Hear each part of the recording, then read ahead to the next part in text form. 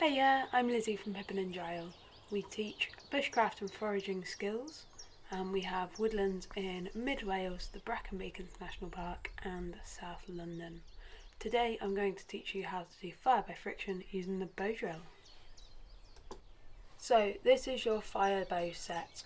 You've got the bow on the right, the flint just above the hearthboard, which is the sort of flat thing in the middle, that is made out of lime. You've also got the hazel drill in the centre and a small little ember pan there as well. So what we're doing here is we're just creating a little divot in the hearthboard for the drill to get bedded into. Okay, we want that little divot to start us off, and then we're going to bed the whole drill. We're waiting for the whole diameter of the drill to be bedded into that hole.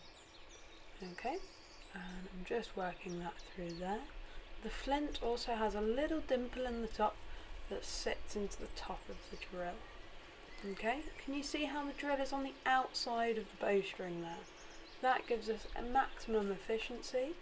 So I'm setting everything up nice and carefully and starting really slowly. Okay, and as I go, the drill's sitting very much at the top at the moment, and the smoke is just beginning to start as we go. We're not trying to get an ember though, so we're not going to try particularly hard. The drill's now seated in really nicely, so we're about to stop. There we go. And the next thing we want to think about is collecting all that black powder we've created. So we're going to cut a notch. This notch wants to be about 1/8, about a pie slice. So I'm just marking out my notch and starting to cut it. It's really important to make sure that the notch doesn't go over halfway. Okay, it needs to stay just shy of the centre line, otherwise you end up making a cone. So we can see that notch nice and clearly. Again, we've got a cold set, so we're going to start nice and slowly. We won't be expecting the smoke straight away.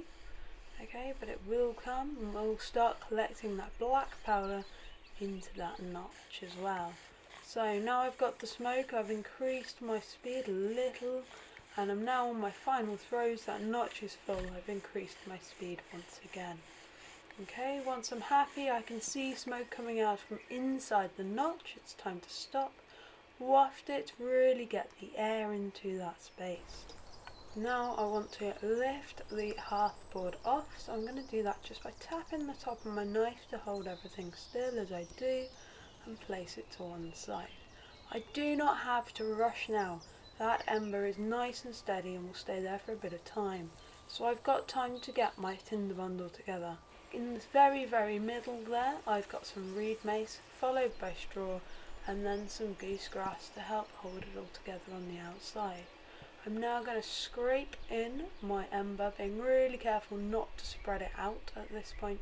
So I'm going to fold it all in, and you do not want to see the ember. It feels a bit backwards, but it is really important to trap all of that heat inside. So I'm just starting the breaths. The first breath you won't have any smoke. Okay, so keep going at it. It's important to breathe in when you move the tinder bundle away from you. And now we have fire. Turn it over so that you've got the fuel on the top, and congratulations, you have successfully created fire by friction. Now it's time to put the kettle on and make yourself a well-deserved cup of tea.